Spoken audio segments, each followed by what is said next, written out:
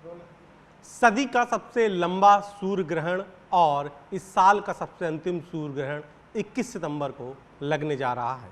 उससे पहले 7 सितंबर को चंद्र ग्रहण लगेगा। क्या इस ग्रहण का ताल्लुक उन घटनाओं से है जो प्राकृतिक आपदा के रूप में हम और आप देख रहे हैं, जो पूरी दुनिया में जिस तरीके से कई देशों के बीच में युद्ध के हालात बन रहे हैं, क्या इसका भी ग्रहण से ही सीधा ताल्लुक है या दूसरी जो घटनाएं हो रही हैं वो भी इससे जुड़ी हैं? इस पर बात करने के लिए इस वक्त मैं बनारस हिंदू विश्वविद्यालय के ज्योतिष विभाग में हूं और मेरे साथ प्रोफेसर गिरिजाशंकर शास्त्री जी हैं। गुरुजी, आप इस पर लिखते भी रहे हैं, इस पर हम लोग आपका व्याख्यान भी सुनते रहे हैं। तो ये जो सबसे लंबा सूर्य ग्रहण पड़ने जा रहा है 21 को, उससे पहले 7 सितंबर को चंद्र ग्रहण भी लगने जा रहा है, क्या इन घटनाओं से ताल्लुक है? ग्रहण सूर्य का और चंद्रमा का हुआ करता है। शेष ग्रहों का ग्रहण तो नहीं कहते, पर वो भी राहु से आक्रांत होते रहते हैं। राहु और केतु ही ग्रहण के कारण बनते हैं, जिसमें सूर्य और चंद्रमा, यद्यपि पौराणिक कथाएं हैं, लेकिन पौराणिक कथाओं को एक ओर रखें, हम केवल वैज्ञानिक संदर्भ में चिंतन करें तो देखते हैं कि जब कभी भी ये ग्रहण होता है तो कुछ देर के लिए पृथ्वी पर आने वाली जो प्रकाश हैं वो अवरुद्ध हो जाते हैं। प्रकाश हमको जितना मिल जाए उसका उतना बड़ा लाभ पृथ्वी को हुआ करता है। पृथ्वीवासी प्रकाश के हमेशा अनुगामी होते हैं और चाहते भी हैं। वो कहते हैं तमसो माँ ज्योतिर्गमय, ये वेद मंत्र है। हम तमस की ओर न जा कर के प्रकाश की ओर चलें, ज्योति की ओर चलें। तो ज्योतिष शास्त्र में जो ग्रहण है यह यद्यपि होता सूर्य चंद्रमा पर है, और सूर्य चंद्रमा पर होता है माने सूर्य की किरणें पृथ्वी में जहाँ अवरुद्ध होती हैं, अथवा जब चंद्रमा आच्छादित हो जाता है, उसका प्रकाश पृथ्वी पर बाधित होता है, तब हम सूर्य ग्रहण या चंद्र ग्रहण कहते हैं। चंद्र ग्रहण जो 7 को होने जा रहा है, 7 सितंबर को, ये खग्रास चंद्र ग्रहण हो रहा है। खग्रास का अर्थ है कि पूरा ढक जाएगा, पूरा चंद्रमा लुप्त हो जाएगा कुछ क्षण के लिए। तो ये यद्यपि 9:57 पर आरंभ होगा और मोक्ष होगा 1:27 पर। मध्य में इसका खग्रास होगा, सर्वाग्रास माने पूरा ढक जाना। यह चंद्रमा मन है, तो मन विराट पुरुष का मन है, एक प्रकार से कहें तो ब्रह्मांड का मन है चंद्रमा। मन पर ग्रहण हो रहा है, वह भी शतभिषा नक्षत्र में हो रहा है। शतभिषा नक्षत्र कुंभ राशि के अंतर्गत आता है, तो कुंभ राशि पर ग्रहण हो रहा है। कुंभ राशि वालों को विशेष सावधानी रखनी चाहिए, और शतभिषा नक्षत्र वालों को भी, क्योंकि जिस नक्षत्र पर ग्रहण सूर्य चंद्रमा का होता है, जिस राशि पर, उनके लिए घात योग रहता है। उससे प्रभावित चाहे व्यक्ति हो, चाहे वस्तु हो, या अन्य जीव जंतु हो, अथवा प्रकृति के कोई भी अंग हो, वो प्रभावित होते हैं। तो मन लोगों का अशांत होता है और मनोविकार से परस्पर टकराहट भी होती है। दूसरी बातें, प्रकृति में भी उपद्रव देखे जाते हैं। प्राकृतिक उपद्रव इस दृष्टि से भी होगा कि जो नदियों में बाढ़ आना, या भूस्खलन होना, या कहीं कहीं भूकंप हो जाना, कभी ज्वालामुखी का फट जाना, कभी बादलों का फटना हो रहा है जिसमें मोहल्ले ही गायब हो जा रहे हैं। तो ये सब प्रकृति में जो उत्पात होते हैं वो ग्रह नक्षत्रों के द्वारा होते हैं। पर जब सूर्य और चंद्रमा प्रभावित होते हैं, उनका प्रकाश पृथ्वी पर बाधित होने लगता है, तब वह क्षण विशेष, कुछ काल विशेष के लिए, जब तक अग्रिम ग्रहण न लग जाए तब तक उसका प्रभाव बना रहता है। तो ये तो अवश्य है कि प्रकृति में विक्षोभ होगा, और कहीं न कहीं कुछ ऐसी घटनाएं जो पहले से नहीं जानी जाती, अनहोनी जिसको कहते हैं, ऐसी घटनाएं भी संभव हो सकती हैं। पृथ्वी में जल का वृद्धि और जल के साथ साथ रक्तपात भी ये दिखाई पड़ेंगे। ये ग्रहण का फल होगा, लेकिन कुंभ राशि और शतभिषा नक्षत्र विशेष प्रभावित रहेंगे। हाँ गुरु जी, ये युद्ध के भी हालात बनते हैं पूरी दुनिया में जिस तरीके से कई देशों के बीच में, तो वो उसका भी सीधे इस ग्रहण से ताल्लुक होता है। हाँ, ग्रहण का प्रभाव चूंकि मन को ही, चंद्रमा जो है यह मन है और सूर्य है आत्मा। केवल एक व्यक्ति का ही नहीं, जैसे व्यक्ति का है वैसे समष्टि का है। व्यष्टि और समष्टि का आत्मा सूर्य है और मन है चंद्रमा।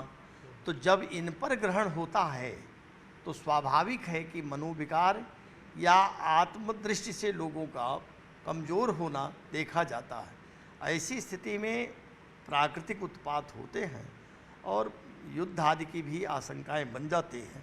कहीं कहीं जनधन की हानि भी देखी जाती है। कुल मिलाकर के प्राकृतिक उपद्रव अवश्य होते हैं। अन्य देशों में आपस में तनातनी भी रहती है, कुछ देश आपस में युद्ध भी करते हैं, उसमें जनधन की हानि भी होती रहती है। गुरु जी, दूसरा दुर्लभ सूर्य ग्रहण 2 अगस्त 2027 में लगेगा। कि जो दूसरा सूर्य ग्रहण है ये इतना खास क्यों माना जा रहा है, उसकी हर ओर चर्चा क्यों है?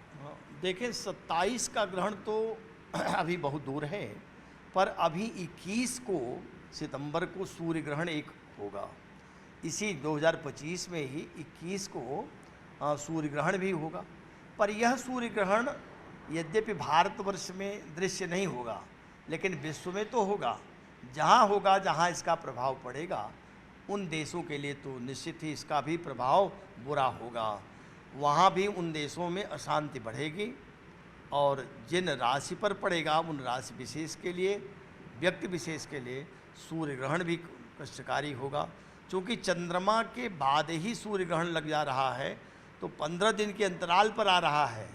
15 दिन, 14 दिन, 15 दिन के अंतराल पर अगर कोई ग्रहण हो रहा हो तो वो कहते हैं, पूर्वज कह गए कि 1 मास 2 गहना वो राजा के लिए कष्ट देता है अथवा प्रजा में विद्रोह होने लगता है।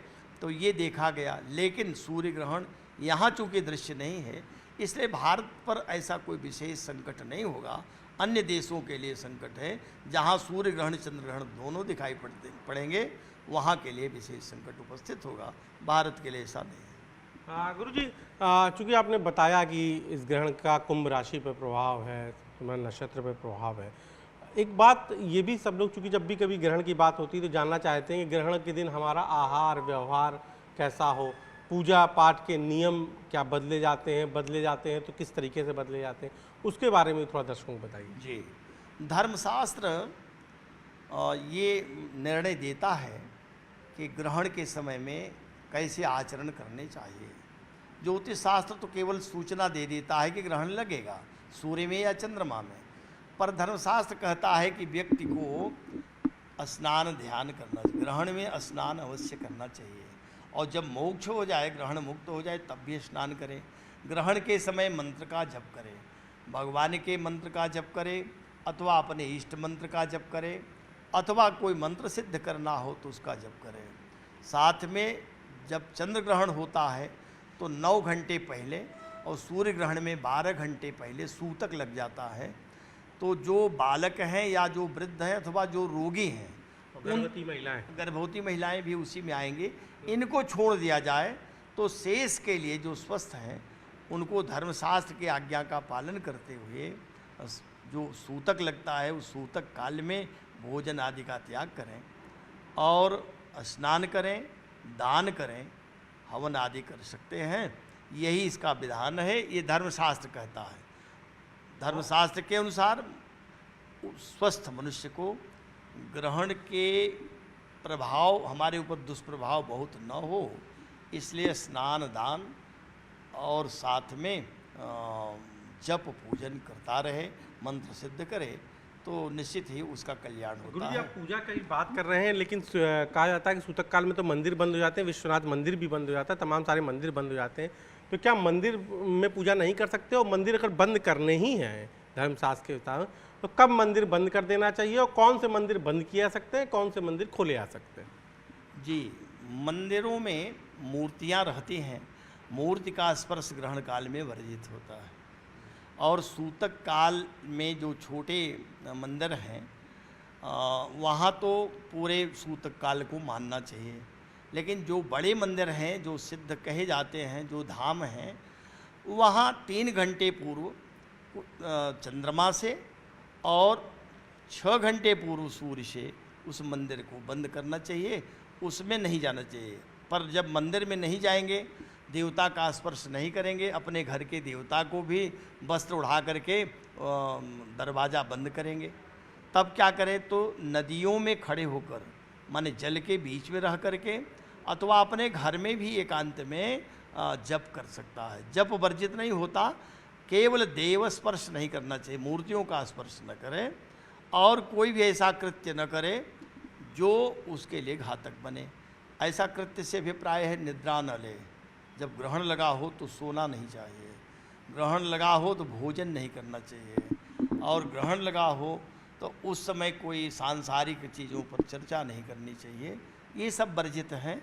बाकी जो नित्य कर्म है, अथवा जैसे कहा जाए कि जो यात्रा कर रहा है तो उसके लिए तो कोई ऐसा विधान नहीं, आपद धर्म है।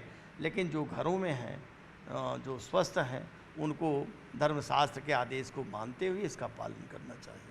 तो आपने सुना, मेरे साथ प्रोफेसर गिरिजा शंकर शास्त्री थे, जो बीचू में ज्योतिष विभाग के प्रोफेसर हैं और जिन्होंने कई लंबी चर्चा, कई लंबे व्याख्यान, कई बार इस पर अपने लेख भी लिखे हैं।